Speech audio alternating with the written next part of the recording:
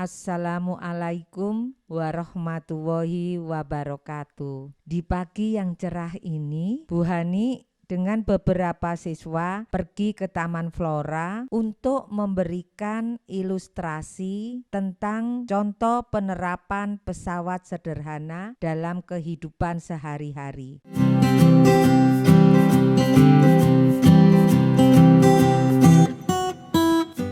Apa kalian pernah bermain jungkat-jungkit? Jungkat-jungkit salah satu contoh pengungkit atau tuas. Pengungkit merupakan salah satu jenis pesawat sederhana.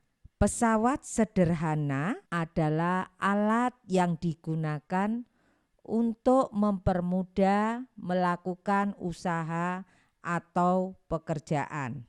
Jungkat-jungkit termasuk tuas golongan pertama.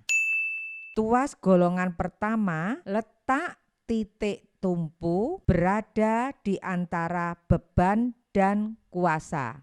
Perhatikan gambar. Tumpuan digambarkan dengan segitiga, yang ada bebannya disebut dengan gaya beban, dilambangkan dengan FB, ada juga yang melambangkan dengan huruf W. Jarak antara tumpuan dengan beban disebut dengan lengan beban. Jarak antara tumpuan dengan gaya kuasa dilambangkan FK, ada juga yang menulis dengan F, itu disebut dengan lengan kuasa. Untuk bisa bermain jungkat-jungkit, kita menggunakan syarat kesetimbangan di mana sisi kiri sama dengan sisi kanan dari tumpuan. Sisi kirinya adalah gaya kuasa dengan lengan kuasa. Sisi kanannya gaya beban dengan lengan beban.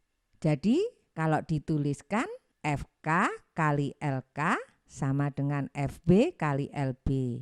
Atau F kali LK sama dengan W kali LB.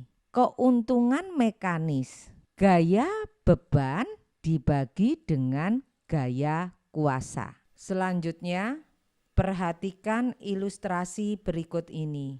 Yang berkaos putih, timbangan badan 58 kg. Alip berkaos hitam, timbangan badan 80 kg.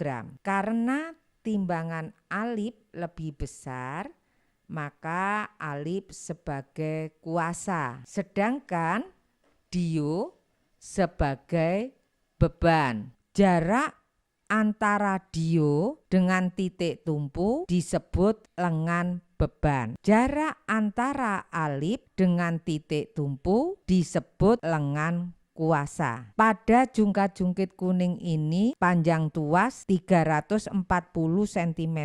Maka titik tumpunya berada setengah dari panjang tuas, yaitu setengah kali 340 cm, sama dengan 170 cm.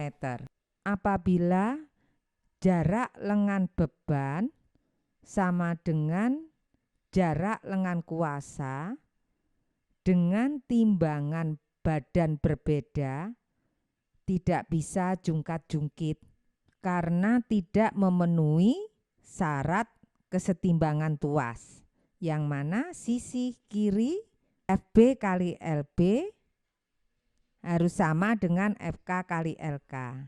Lalu bagaimana bisa jungkat-jungkit? Agar bisa jungkat-jungkit, perhatikan kembali syarat kesetimbangan. FB gaya beban dikali LB lengan beban sama dengan FK gaya kuasa dikali lengan kuasa. Karena gaya kuasa lebih besar, maka lengan kuasa diperkecil dengan cara mendekati titik tumpu. Jadi posisi badan Alip agak lebih maju mendekati titik tumpu agar bisa bermain jungkat-jungkit.